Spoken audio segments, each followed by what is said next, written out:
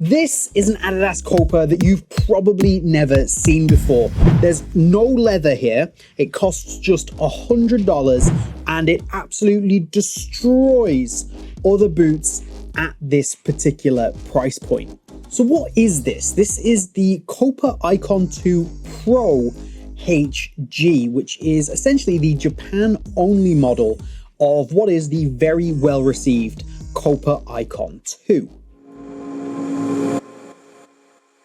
Being predominantly available in Japan does mean that this comes with the relevant sole plate, which is the HG or hard ground option. What that means is that this is a great FG AG option. You can use it for both surfaces, I would say, without any real issues. Some of the studs are slightly longer, but I don't see a problem here at all. And with it being designed for hard ground, you're probably going to find this has great durability as well. It's mainly conical studs with these kind of elliptical studs in this section here, and overall it's just really well built. It's a decent amount of stiffness and rigidity through the midfoot, a decent amount of responsiveness. Again, let's remember this boot's €100, and this outsole absolutely defies all logic when it comes to a €100 outsole if we're comparing it to other things at around this price point. For example, the Predator League FT is the same price as this, and this outsole just feels far better put together, and that multi-use from the HG I think is a really nice addition. I have no complaints here. It's not the most aggressive, but I really don't care, and I think it suits the boot really nicely, which, if you know me, is something that I absolutely appreciate.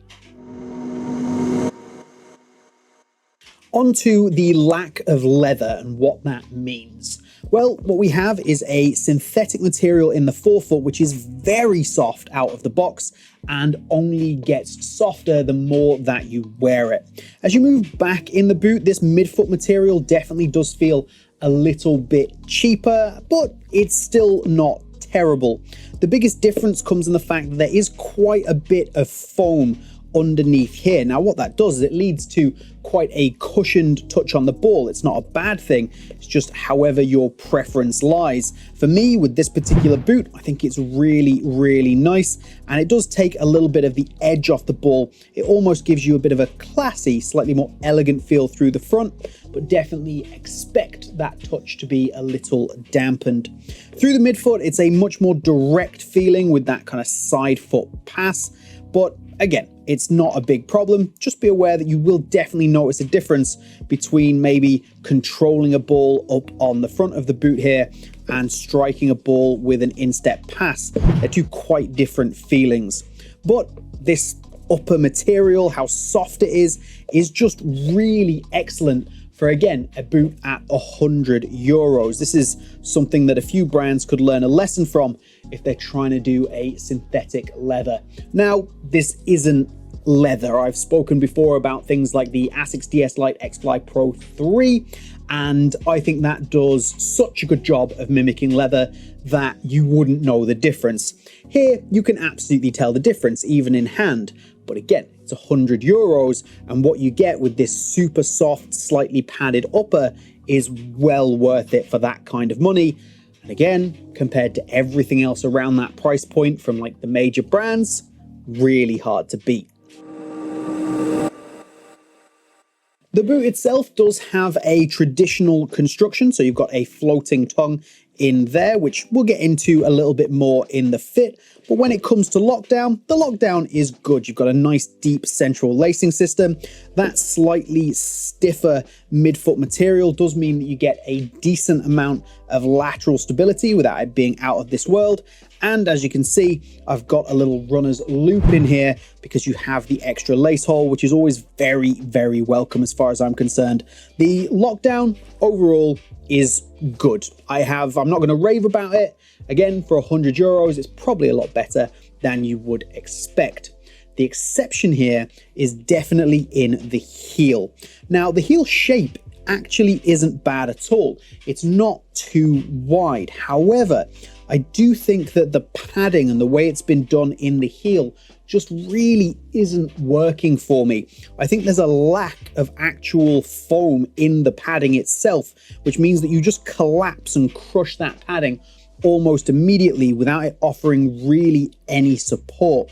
So it means that this whole area can be a little bit on the stiff side, it can be a little uncomfortable, and on top of that, I did find that I did move a little bit in here as well. I'm not super locked into the heel, even with the runner's loop, which you absolutely need. So the heel is probably my least favorite area of the boot without being an absolute disaster. Like I say, the actual shape is pretty good. It's really just a padding and materials issue through the back there. It's an external heel counter, of course, which means that you've got a softer area through the back, so you should avoid any real pressure points. It's really just a case of rubbing and just not having enough cushioning in the heel for my liking. Not a disaster, but definitely worth taking note of. For sizing, you should absolutely go up half a size from what you would normally buy your Adidas boots in. So for example, I would wear the Adidas F50 and most Adidas boots in a US 7.5, UK 7.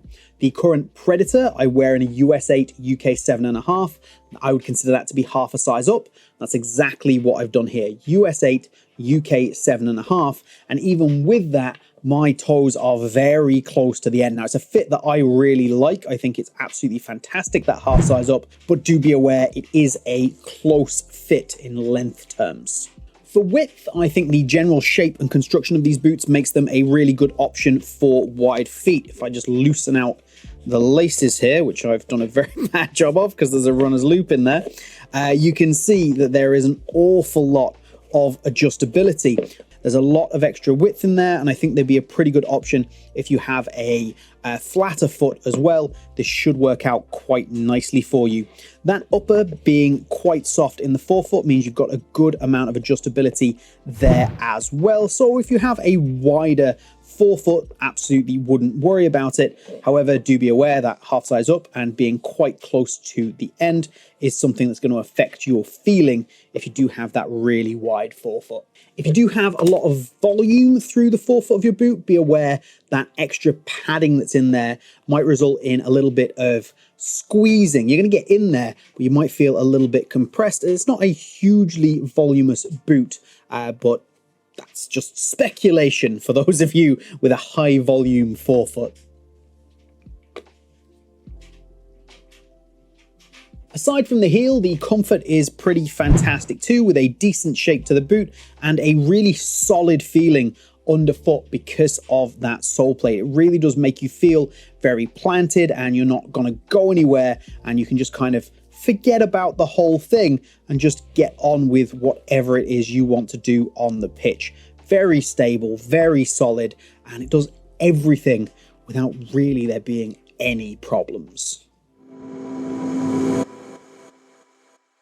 Compared to anything that Nike, Adidas, Puma, the big three, have available at the moment at that similar price point around that academy level, then these are far beyond all of that, and they definitely belong more in a conversation of something that is up maybe 50, 60, 70 euros more expensive than that. You've got a really great sole plate, which is partly the start of the show, and then similarly this synthetic leather forefoot, a really great option. Those two really are the main reasons to pick this up.